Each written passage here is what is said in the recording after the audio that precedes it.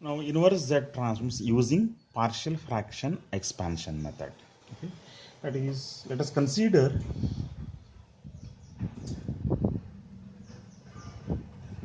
x of z has some numerator polynomial, that is b of z, and the denominator polynomial has a of z.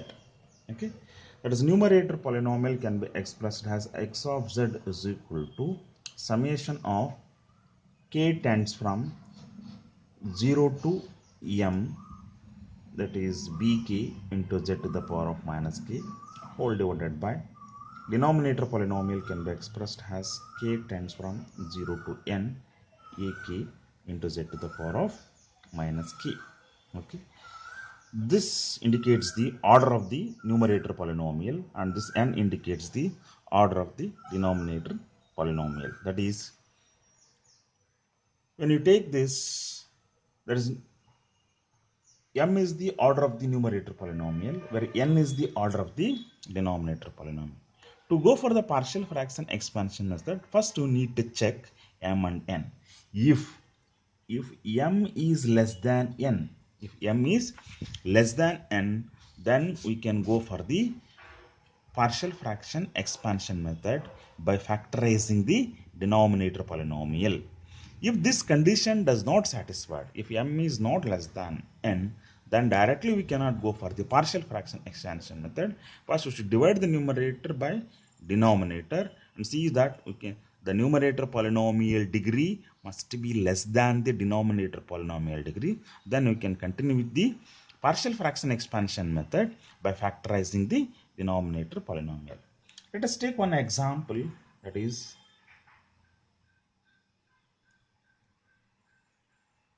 okay, x of z is equal to minus 1 plus 5 z inverse whole divided by 1 minus 3 by 2 z to the power of minus 1 plus 1 by 2 z to the power of minus 2. We should get its time domain sequence x of n with the ROCs.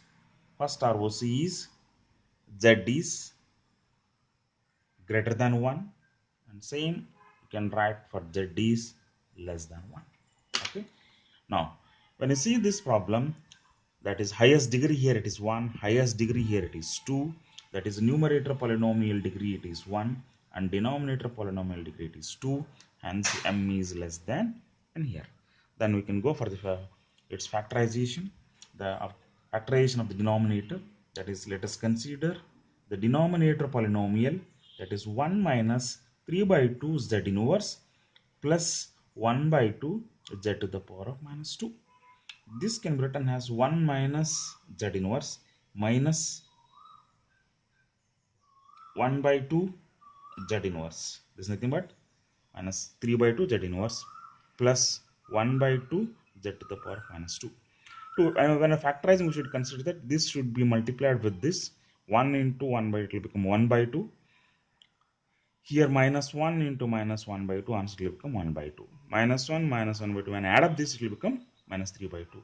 That is, we can write 1 minus z inverse minus 1 by 2 z inverse. I'll take common, I'll get 1 minus z inverse.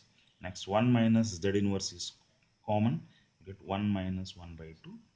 These are the factors of denominator polynomial. Then x of z can be expressed as, that is, x of z is equal to x of z is equal to minus 1 plus 5z inverse.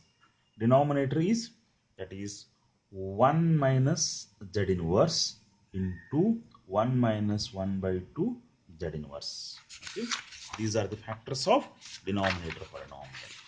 Then we can go for the partial fraction expansion method, that is x of z is equal to, okay, we can write this one as, that is c1 by first factor and c2 by second factor, that is c1 by 1 minus z inverse plus c2 by 1 minus 1 by 2 z inverse. To get the constants c1 and c2, okay, we should follow this method. Write x of z as it is, multiply with the denominator of c1. Denominator of c1 is 1 minus z inverse. and get the value of Z inverse by equating the denominator of C1 to 0. That is 1 minus Z inverse is equal to 0. Z inverse will become 1. And so you can write C1 is equal to, where x of Z is minus 1 plus 5 Z inverse divided by 1 minus Z inverse into 1 minus 1 by 2 Z inverse. That is 1 minus Z inverse you multiply here, that is Z inverse is equal to 1. This term and this term and this term is get cancelled. Finally you will get,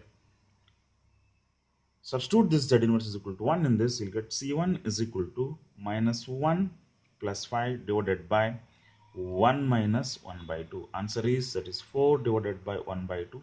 Answer is C1 is 8. Similarly, you can get C2 value. C2 value, that is x of Z. Multiply this with the denominator of C2. That is, denominator of C2 is 1 minus 1 by 2 Z inverse. And get the value of Z inverse by equating the Z inverse is equal, by equating the denominator of C2 is equal to 0. That is 1 minus 1 by 2 Z inverse is equal to 0, where Z inverse is equal to, you will get 2. That is C2 is equal to minus 1 plus 5 Z inverse divided by 1 minus Z inverse into 1 minus 1 by 2 Z inverse. This is multiplied with the denominator of C2, okay, where Z inverse is equal to 2. Okay, cancel this term and this term, we get Z inverse is equal to 2, you get C2 is equal to minus 1 plus 5 into 2 is 10 divided by 1 minus 2, it will become 1 minus 2, it will become minus 1. This is 9 divided by minus 1. Answer is minus 9. I got the C1 and C2. Now, substitute C1 and C2 in this equation. You will get x of Z is equal to, you get x of Z is equal to, you will get, that is C1 value is 8 divided by 1 minus Z inverse. The C2 value is, that is minus 9 divided by 1 minus 1 by 2 Z inverse. Here, based on ROC, we should write its time domain sequence x of n. What is first ROC? ROC says that z is greater than 1 by 2. Sorry, z is greater than 1 here. Okay. Here, since z is greater than 1, here 1 by 2 is there, here 1 is there. Both are right-sided sequence. Okay, because 1 is greater than 1 by 2 here. Okay. To write its time domain sequence ROC, here we should know the Z transform of the basic signals. That is, Z transformation of U of n is, what is that? 1 divided by 1 minus Z inverse. Whereas Z transformation of 1 by 2 whole to the power of n into U of n is, that is 1 divided by 1 minus 1 by 2 Z inverse. See, we know the Z transform of the basic signal, that is U of n, and 1 by 2 whole to the power of n into U of n. Okay, here if this is given, we should write its inverse Z transform as U of n. If this is given, we should write its inverse Z transform as n, this one here. Okay, now let us write here its time domain sequence as x of Z is equal to, we have 8 divided by 1 minus Z inverse minus 9 divided by 1 minus 1 by 2 Z inverse. For this, we should write it for the ROC. For the ROC, Z is greater than 1. X of n is 8 into, this is U of n minus 9. This is 1 by 2 whole to the power of n into U of n. When I take a Z transform of U of n, I'll get 1 divided by 1 minus Z inverse. When I take a Z transformation of 1 by 2 whole to the power of n into U of n, I'll get 1 divided by 1 minus 1 by 2 Z inverse. This is for the right-sided sequence. Now, to write this for the left-sided sequence, that is negative sequence, what is the ROC here? That is, for left-sided sequence, that is ROC here, it is ROC Z is less than 1. Okay. For left-sided sequence is represented as U of minus n minus 1 here. Okay. For this, that is, you know that U of minus n minus 1 is 1 divided by 1 minus Z inverse. Here outside will get minus n here. Okay. Now what I should do here, that is to write its time domain sequence for this ROC. A to keep it as it is. Okay. you can write its negative sequence is u of minus n minus 1. Outside you need to write the negative sign, that is the minus sign. Similarly here minus 9 you keep it as it is. This is 1 by 2 whole to the power of n, u of minus n minus 1. Outside you write negative sign, here it will become, that is x of n is equal to minus 8 u of minus n minus 1. Okay, minus of minus will become plus. Here this is 1 by 2 whole to the power of n into u of minus n minus 1. This completes the problem. Okay, thank you.